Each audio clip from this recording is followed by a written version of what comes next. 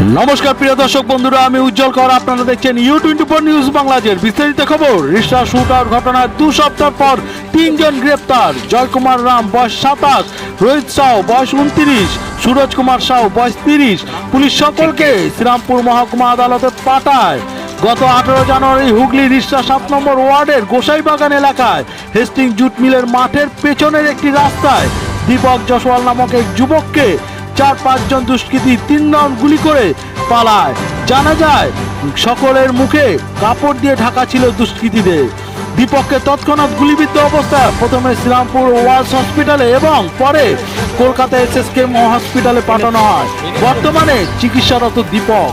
Police সূত্রে rickshaw shoot আউটের ঘটনাকে কেন্দ্র করে রিকশা থানার আধিকারিক 3 জনকে গ্রেপ্তার করে। জানা যায় দীপক 2022 সালে একটি খুনের ঘটনায় অভিযুক্ত আসামি ছিল। কয়েক মাস জেল খেটেও বাড়ি ফেরে এবং জুট মিলে কাজে লাগে। জানা যায় এলাকায় সে দাদাগিরি করত এবং ভাড়ায় যে বাড়িতে ছিল সে বাড়ি ছাড়তে চাইছিলেন না দীপক।